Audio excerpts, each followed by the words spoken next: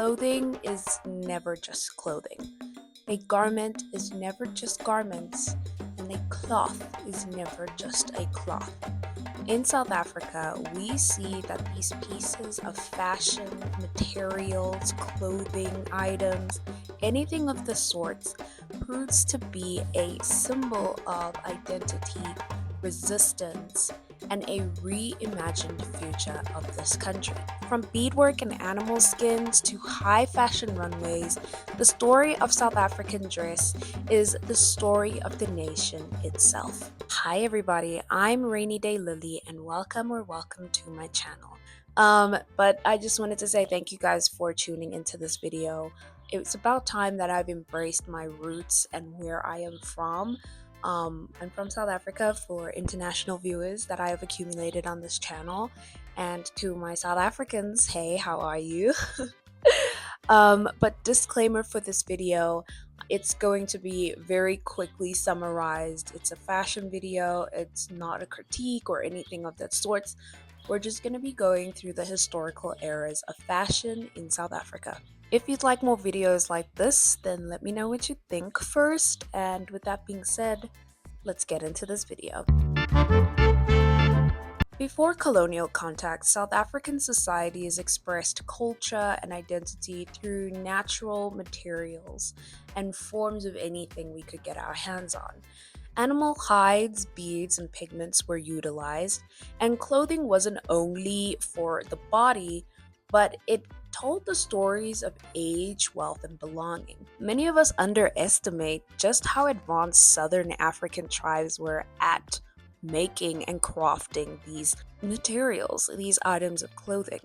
Their ability to conduct fine motor skills required for needle and thread, beading, and cloth was also translated in their ability to create highly sophisticated crafts of Iron Age technology. Pretty smart, weren't we? The ability to adapt to seasons, weathers, and various conditions regarding childbearing materials, garments, and crowns were made by significant adornment of ostrich eggshells, bones, and feathers, all creating clothing for protection and comfort, but also for style. Yes, believe it or not, for style. The adornments of certain colors not only communicated tribal origins and nonverbal cues, but also were used as pigmentation. It was used for the beautification of the human body. You see, in Southern Africa, the human body was more of a vessel of the spiritual self, and think of it like a temple. You want your temple to look good, you want your church to look good, and you want it to reflect who you are as a person. For example, in the Zulu tribe, beadwork was a coded and visual language arranged in a variety of patterns and rhythms, often revealing the context of love and status, or like the Khoi. Nomadic lifestyles were often a thing of significance, so garments were made to reflect, be more wearable and flexible in comforting the maneuvering of the body whilst hunting and moving to different environments. So fashion was used as a way to form adaptation and was spread across adoption essentially. With the colonial beginning near 1652, with the Dutch establishing refreshment stations along the coast of southern Africa, consequently came the forced labor and land seizures of indigenous and southern African people. The nature of systematic racism, marginalization, and racial hierarchy forced the forced assimilation and adoption of European colonial dress wear and attire. And this was a form of suppressing the indigenous cultures, religions, and traditions that the southern and indigenous tribes of southern Africa at this time had. And with colonialism came textiles. Textiles were the fiber-based materials that encompassed fibers, yarns, threads, and various forms of fabric made for natural and or synthetic sources. And these textiles were used in Western dress codes, and the new ideas of modesty brought by missionaries encouraged covered clothing, while colonial authorities often used uniform to enforce control. But South Africans did not simply adhere to these expectations, they reinterpreted it, mixing European fabrics with indigenous styles, creating hybrid fashion that reflected survival and adaptation. Interestingly enough, Afrikaans people did have a traditional clothing, just as the Europeans did. However, during the Great Trek, in order to separate themselves from the British rule, Afrikaners would adorn themselves with a durable fabric like chintz. And chintz was a type of fabric introduced during the trade routes from the Portuguese, but its place of origin is, of course, India. So the multiracial influence of South Africa was beginning to happen long time ago. Leather shoes and leather trousers were made out of this shit, and this distinction would continue throughout the apartheid era. Forms of clothing within the colonial influence really did reflect the true nature of Southern Africans' way of resilience and adaptation, which we will explore in the next era, the apartheid era. Fashion under the apartheid era was a battlefield of, like I said, identity and resilience. In Sophiatown, young men known as Tutsis wore sharp suits inspired by the jazz culture of New Orleans. Here we see the influence of the Western Hemisphere of America, which was introduced after World War One in South Africa. These Tutsis were defying the state's attempts to limit Black expression. The fashion at this time featured vibrant and unique patterns and shapes of South African tribal groups. Western influence such as dandyism, which you might have heard of due to the Met Gala that happened in America, and slang and clothing and gangsterism related aesthetics were used in this subculture of South Africa. The Black consciousness movement, which I'm sure we've heard about a lot in our history classes, which I think needs to be taught more because hearing how resilient and how they formulated their belief in embracing being African much rather than hiding it or being ashamed, I think it needs to be taught more in the Southern African schools. But that's a conversation for another day. Heroes like Steve Biko fighting for the psychological liberation of the Black Self revived African attire. Thus, we saw the head wraps, dashikis, and beadwork become political symbols of pride. Here we can see that South Africans were utilizing the textiles and everything kind of brought to them and utilizing it to make it into their own. They re envisioned everything and kind of made it suit them. At the same time, white South Africans followed the European and American fashion trends, highlighting the country's deep divisions of class and race. For example, Black South Africans at the time were often restricted with what they could and couldn't buy. Despite the laws set in place under apartheid, social norms of this time can be influenced by the Jim Crow etiquette that we saw in America. This depicted the social interactions and access to clothing. So, your natural forms of textile, your natural forms of cotton, anything of that sort, Black people were limited to get their hands on good quality sewing machines, anything of that sort. From laced up and leathered shoes to what shirts was deemed as defiant symbols. At this time, during the Black consciousness movement, people were not allowed to wear any form of anti apartheid clothing.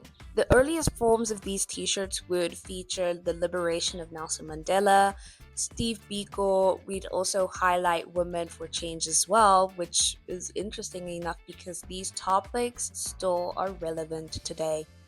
South African fashion served as a form of rebellion, protest, and the reclamation of power. Another example of assimilation can also be seen in the Indian Asian community. often keeping their traditional forms of attire, like naturally their saris, whilst also adopting the expected styles of the apartheid era. We can also see these forms of clothing and the adaptation of um, the Western textile industry and the Southern African textile industry of India, everything of that sort, actually making their way into the fits that we see on Heritage Day. We see the accumulation and the various amounts of outfits and dresses in which feature the modern day way shapewear, whilst also highlighting the cultural backgrounds of each tribe. Following the apartheid, democracy brought a cultural renaissance. Traditional clothing moved from private spaces into national celebrations. Nelson Mandela's famous Madiba shirts became a symbol of dignity, pride, and a new South African identity was formed. Designers began blending heritage with contemporary styles, creating fashion that celebrated diversity. We saw the rise of accessibility to Western media following the confines and restrictions brought that were brought about by apartheid. However, these were dismantled, therefore introducing the influx of African American cultural influences. The introduction of 90s streetwear, rap, and storytelling of the West. It quickly influenced the people of color in this country. Coupled with checkered pants, baggy lining, and washed out jeans, South Africa saw themselves embracing the diversity of style and how they can attribute this to the Black consciousness, and while also ensuring that they had formed their own identity in the form of coming into a new space where equality was needed whilst also maintaining their identity. Contemporary fashion. Today, South African fashion is global. Designers like Rich Nisi and Tebe Magugu bring local stories to international runways. At the same time, streetwear thrives in townships and cities, influenced by Kwaito and Amapiano culture. South African fashion is no longer about survival under oppression, but about its people. It is about pride, creativity, and reimagining luxury and African terms. It's so interesting to see the evolution of South African fashion, especially during the contemporary era fashion. We saw the white on white style of fashion of the 2015 to 2016 years. We saw the rise of skinny jeans, of white tee, and whilst also embracing the culture. It's very interesting to see how we were able to navigate and make our own identities flawlessly, whilst also ensuring that we had fun while doing it. Unfortunately, because of the hardships dealt upon us, it's quite interesting that we were able to make light out of the situation and find a way to serve our people by giving them the historical mindset that we had in the past. It's about survival, yes, but it's also about capturing and encapsulating that feeling of your image and your appearance, and how your body is essentially a vessel.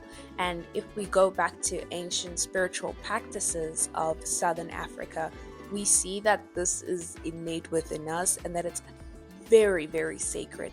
So your presentation will always be perceived as who you are innately. In conclusion, from okra and hides to couture runways, the fashion of South Africa carries the weight of history, but it also carries the spark of imagination.